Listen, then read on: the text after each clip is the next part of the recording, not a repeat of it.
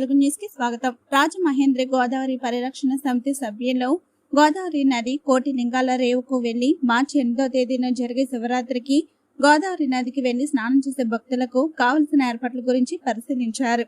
ఈ సందర్భంగా గోదావరి పరిరక్షణ సమితి అధ్యక్షులు టీకే విశ్వేశ్వరరెడ్డి మాట్లాడుతూ గోదావరి నది స్నానాల రేవులలో మెట్ల మీద ఉన్న మట్టిని తొలగించాలని, మెట్ల దగ్గర నుండి గోదావరి నది నీటి వరకు సుమారు 4 నుండి 5 అడుగుల వరకు సిమెంట్ ప్లాట్ఫారం నిర్మించాలని, భక్తులకు అనుకూలంగా గట్ల పైభాగాల్లో 2 సులభ కాంప్లెక్స్లు నిర్మించాలని, బ్రాహ్మణులకు ఏర్పాటు చేసిన సంఘ భవనానికి విద్యుత్ కనెక్షన్ ఏర్పాటు చేయాలని, మంచినీటి కుళాయి ట్యాపులు 4 లేక 5 చోట్ల ఏర్పాటు చేయాలని, ప్లాస్టిక్ బాటిల్స్, దర్భగడ్డి, అరటి ఆకులు, మట్టి కుండలు, మిగతా చెత్త వేయడానికి వీలుగా చెత్త కుండీలను ప్రతి చోట ఏర్పాటు చేయాలని, గోదావరి నదిలో చెత్త వేసిన వారికి శిక్ష వేయడం, పెనాల్టీ వేయడం జరుగుతుందని అనే బోర్డులు ఏర్పాటు చేయాలని, ఈ విషయాలను మైక్లో కంటిన్యూగా అనౌన్స్మెంట్ చేయాలని, పడవలు నడిపే పల్లీలకు మధ్యాహ్నం భోజనాలకు చేసిన తర్వాత రెస్ట్ తీసుకోవడానికి షెడ్ నిర్మించాలని కోరారు.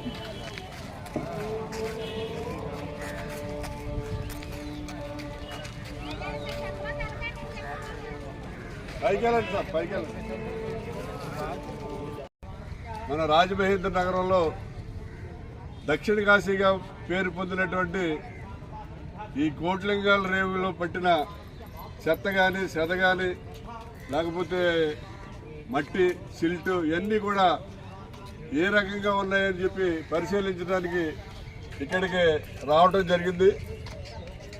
మరి ఇదంతా కూడా సిల్ట్తో నిండిపోయి ఏదైతే సిమెంట్ ప్లాట్ఫామ్స్ ఉన్నాయో ఆ సిమెంట్ ప్లాట్ఫామ్స్ మీద కూడా మట్టి వచ్చేసి మట్టితో నిండిపోయి ఉంది. అలాగే పగలగొట్టిన కొండలు, పెంకులు ఇవన్నీ కూడా ఉన్నాయి. మనకి రాబోయేది శివరాత్రి. మార్చి 8వ తారీఖున మనకి శివరాత్రి వస్తుంది. ఆ శివరాత్రికి లక్షలాది మంది రాజమండ్రి పరిసర గ్రామాల నుంచి, రాజమండ్రి నగరం నుంచి లక్షలాది మంది వచ్చి ఇక్కడ స్నానాలు ఆచరించడం జరుగుతుంది. మరి చాలా ఇంకా మనకి తక్కువ టైం ఉందని చెప్పుకోవాలి. వాటిని ఒక 20 రోజుల టైం ఉంది. ఈ లోపలనే మనం ఈ సిల్ట్ అంతా తొలగించి దీన్ని ప్రజల స్నానం చేయడానికి అనువుగా మార్చవలసిన అవసరం ఎంతైనా ఉంది.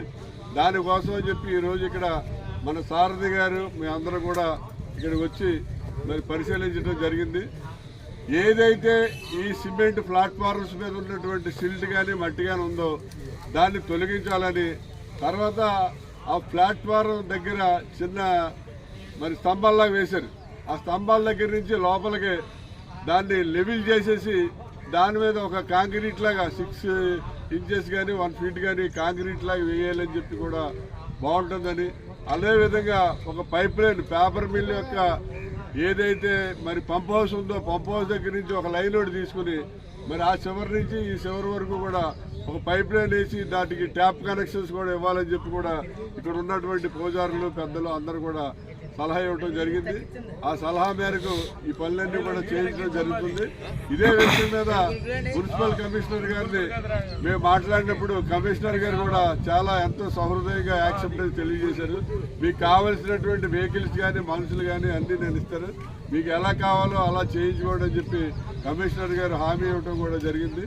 మరి దాని గురించి ఈవేళ ఇవన్నీ కూడా పరిశీలించడం జరిగింది. ఇదే విషయాన్ని ఈవేళ మరి మున్సిపల్ ఆఫీసులో స్పందనలో మన మున్సిపల్ కమిషనర్ గారితో మరి ఇంజనీర్ గారితో కూడా మున్సిపల్ ఇంజనీర్ గారితో కూడా డిస్కస్ చేసి ఫైనల్గా మరి వీటి మీద వర్క్ స్టార్ట్ చేసి మరి రాజమండ్రిలో ఉన్నటువంటి ప్రజలు కానివ్వండి, చుట్టుపక్కల ఉన్నటువంటి ప్రజలు కానివ్వండి, మహాశివరాత్రికి ఏ అసౌకర్యాలు లేకుండా హ్యాపీగా స్నానం చేసే విధంగా అన్ని ఏర్పాట్లు చేయడం జరుగుతుందని చెప్పి ఈ సందర్భంగా తెలియజేస్తున్నాం.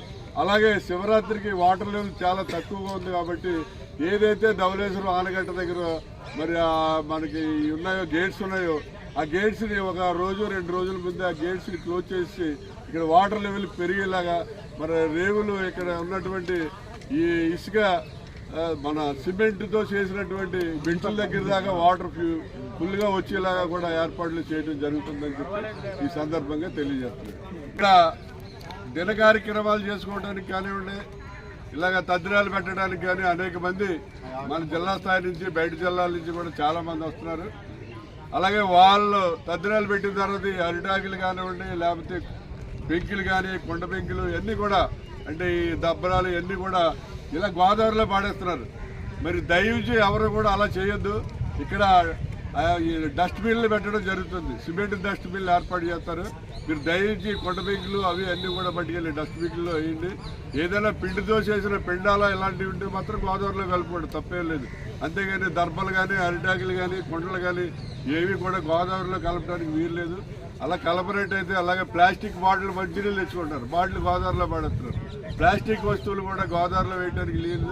అలా ఎవరైనా వేసినట్లయితే మరి పొద్దునే పోలీసు 3 టౌన్ నుంచి పోలీస్ పెట్రోలింగ్ వాళ్ళు వస్తారు, వాళ్ళు చూసినట్లయితే ఇమీడియట్గా కేసు పెట్టడం, అరెస్ట్ చేయడం, లోపలికి తీసుకెళ్ళడం కూడా జరుగుతుంది.